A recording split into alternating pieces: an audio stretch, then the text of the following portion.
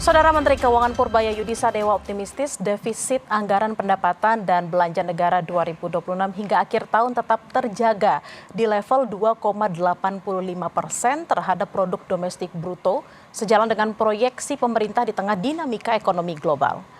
Menurutnya, outlook defisit sebesar 2,85% PDB merupakan perhitungan dengan kondisi saat ini.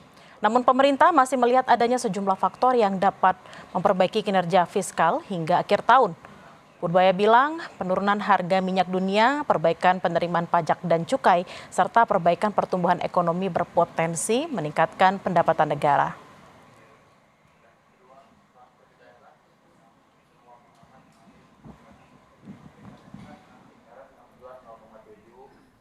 Tentu kan defisitnya hanya 2,85 dengan kondisi seperti sekarang.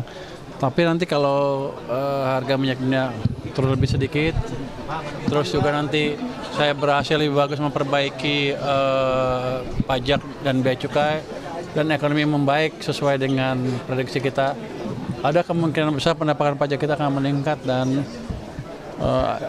kondisi anggaran kita akan semakin membaik. Meningkatnya kan artinya itu batas yang paling atas segitu, defisitnya 2,85. Ada kemungkinan kita bisa turunkan ke bawah lagi, tergantung dampak dari kebijakan yang baru kita jalankan kemarin kan. Kita taruh berapa uang 400 triliun kan di perekonomian, BI juga membantu, harusnya kita tumbuhnya akan lebih cepat lagi. Sementara itu, Saudara, Dewan Perwakilan Rakyat menanggapi laporan pertanggungjawaban APBN 2025 oleh pemerintah pusat.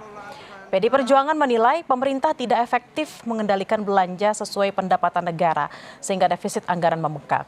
Sementara partai pendukung pemerintah, Partai Golkar, mengapresiasi laporan keuangan pemerintah pusat yang mencatat perbaikan pertumbuhan ekonomi dan penurunan tingkat kemiskinan. Meski dengan sejumlah catatan, laporan pemerintah disetujui untuk ditindaklanjuti membahas RUU Pertanggungjawaban APBN 2025. Dengan pertimbangan pendapat, pandangan, dan catatan di atas, maka fraksi PDI Perjuangan menyetujui untuk melakukan pembahasan lebih lanjut atas RUU tentang pertanggungjawaban atas APBN tahun anggaran 2025 sesuai dengan mekanisme. Pimpinan sidang dan hadirin yang berbahagia, berdasarkan beberapa pokok pikiran yang telah kami sampaikan, maka fraksi Partai Golkar menyatakan menyetujui rancangan undang-undang tentang pertanggungjawaban atas pelaksanaan APBN tahun anggaran 2025 untuk dibahas lebih lanjut.